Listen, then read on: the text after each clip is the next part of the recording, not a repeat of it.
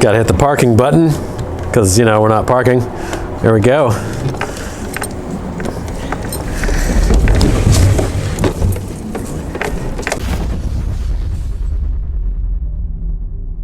All right, here we have it. The random Alibaba electric scooter with a 72 volt, 60 amp hour battery, so they say, but this battery is freaking huge. I kind of believe that it's really big. So far, it's been doing great. Been riding it for about a week or so. Most of my employees have been taking it on rides. I've been taking it on rides, just going everywhere. We haven't even fully charged the battery yet. And so, you know, we just top it off here and there, attempt to. It still hasn't actually fully charged, but it seems to have such a big battery that it doesn't really matter. It says that we've got about 112 kilometers. This thing is a lie. There is no cake. It says that we go 100 kilometers an hour when it's mostly fully charged, and in reality, it's maybe 60 or so. Going 60 is definitely 40 kilometers an hour, and it's got a 3-speed switch on it, and it goes, GPS on my phone at least tells me it goes 20 miles an hour, 30 miles an hour, 40 miles an hour in the 3 different speed modes. It also has a couple of cool features. We got a horn here. We've got high beam and low beam. I don't even know if it's turned on. The headlights aren't great. But we got running lights. We got headlights, little high and low beam. We got blinkers on this thing. I mean, it's supposed to be road legal, so I would hope that it had blinkers. It's a little blustery to be riding around today, honestly. It also has cruise control, and it's not just a throttle cruise control. It is actually a speed-based cruise control. So you mash your throttle wide open, it kind of is pokey on the acceleration, not compared to a gas scooter, but compared to all the electrics that I build. And the Sur-Ron, of course, it's really pokey getting up there, but it just keeps pulling and keeps pulling. When you hit that Chinese character button to get it into the speed or whatever, it sets it to the speed that you're going. So instead of saying, hey, you got full throttle going, we're gonna hit our cruise control, now you've got full throttle as your cruise control, it says you're going 30 miles an hour equivalent. That is your set cruise control, and it does everything that it can to keep that speed. I haven't tested it going down hills to see if it'll actually speed limit a little bit. It doesn't really seem to have much regen braking on this particular model, not that I care. It's got really nice brakes on it, actually, which is one of the things that a lot of cheap things have. And I say this is cheap. It was about $1,700 delivered. Of course, as soon as I got it, the listing was removed from Alibaba, so I can't just say, hey, get this, because it's not out there anymore. It seems to be really standard for these Alibaba listings, is that they will have them up for maybe a month, then they'll change it. There's really nothing standard. So I wish that I could recommend this, but you're kind of on your own. I got lucky that this one was delivered. I bought another one earlier this year. It wasn't a scooter, it was an electric ATV in February. Still hasn't been delivered. Supposedly got delivered, but it got delivered to the wrong person. And it's been a fight with that company to try to figure out what happened to it. But it looks like we're actually going to get another one delivered. Another one. Sure, yeah, that first one, yeah, it shipped, sure. So it's just been a fight to get that one. So you're really, and it's a gamble with Alibaba. Sometimes you don't even get what you order. Sometimes you get what you order, and sometimes you are 9 months out from what you ordered that should have been delivered sometime in April or May, and it still hasn't come in. So it's always a gamble. If you want to get on Alibaba, make yourself an account and take a gamble on a $1,700 lithium scooter.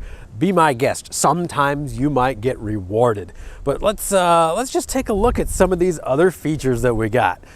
The key, well, we got some storage in here. We got our sunglasses. Oh, we got a little hook right here to put things. I mean, we could probably just hang our keys right there, right? Yeah. We have the seat. You turn the key the other way, and our seat opens up. And normally the battery would be under here. I was just told that 72 volt, 45 amp hour is as big as will fit underneath. It would actually handle better, although slower, more pokey on the handling than this setup. This setup, it's easier to kind of whip around because you have a high center of gravity. If you have something in the road that you want to move around, the way that a bike works, the higher the center of gravity towards your own center of gravity, the more nimble that the bike is, the faster that you can get it out and around and turn. So with the high battery, it's more nimble, but that also means if I take my hands off, this thing starts wobbling. It's not designed for this higher center of gravity, and I can feel it under my ass, honestly. Like, I can feel that that's where the weight is on this thing. The super quality job that we've got on this cable here. It looks like this was actually a charger cable. Hey, we got some, pinched wire. Let's just cover that up.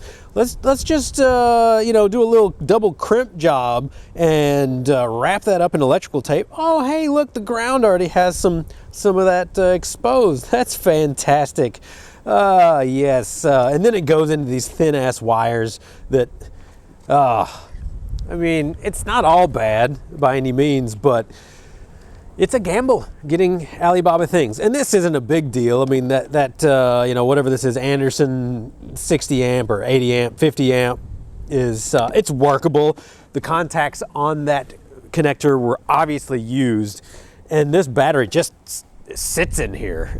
So the gamble was done. It's a big, heavy battery though. This sucker is pretty righteous. That's, I can't even do it right-handed. I'm still recovering from the shingles. So, but it says right here, 72 volts, 60 amp hour, limited charging voltage, 84 volts when it tops out. That actually would tell us, if I did the math, what chemistry that we're looking at. More than likely, this is going to be lithium ion or lipoly, one of the two. I would highly doubt this day and age that it's going to be lithium iron. The lithium iron was very popular for a while. It has a better lifetime as far as your discharge cycles, but it doesn't have as good of an energy density, and along with that, it's also more expensive. So,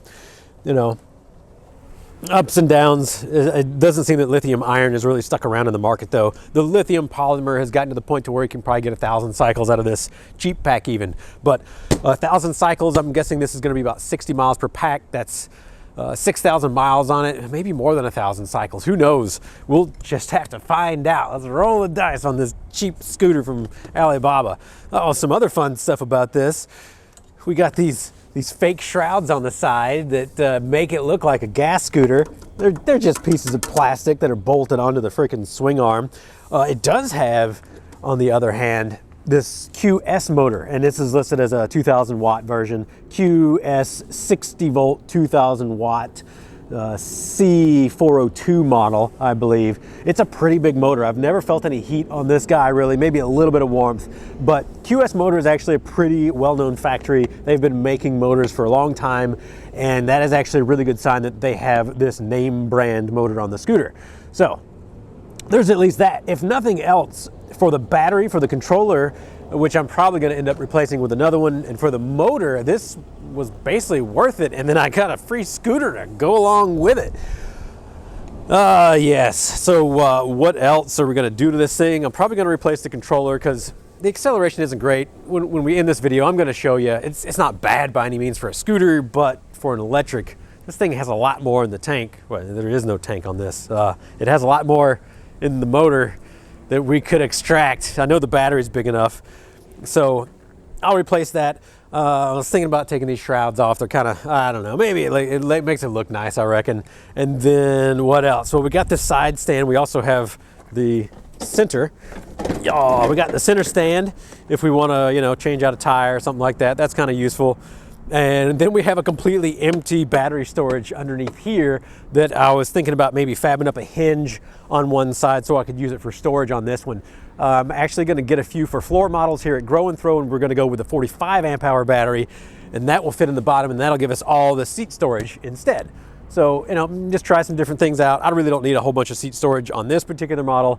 So, we'll just see. I mean, I could always steal that battery for another project though and get a 45 amp hour to put in there. Maybe that's going to happen.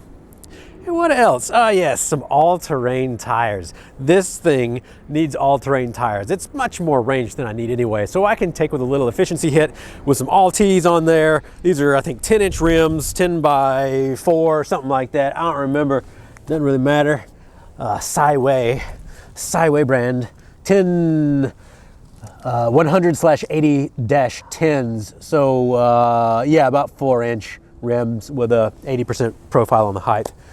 If you can do the math on that and tell me how tall the tire is, that'd be great, but I'll do that later. Yeah, so some Altis, because I only have like a 2.5 mile ride to my house. And besides that, we're getting into wintertime. We're in the fall here. It's getting a little chilly, and getting into wintertime, probably not going to be riding a lot, but I like riding in the winter still. And yes, this thing will take it with some Altis.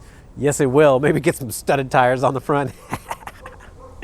All right, so I'll keep y'all updated on this long term. It seems like it's a pretty solid build. Really need to go through and make sure everything is tight.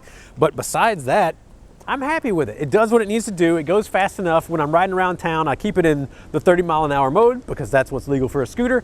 And then when I go downtown, I throw it into the first gear, which is 20-mile-an-hour mode. And then I'm not speeding downtown, and it's great. Even though when I'm going 20 miles an hour, it's saying that I'm going like 60 kilometers an hour or whatever. Whatever, exactly. So, I thank y'all for tuning in today. If you got any questions for it, even though I probably won't be able to answer much more about this thing and what it is and where it came from, leave them comments down below. Thanks for tuning in. Have a good day. Oh, park mode's on. Can't forget that.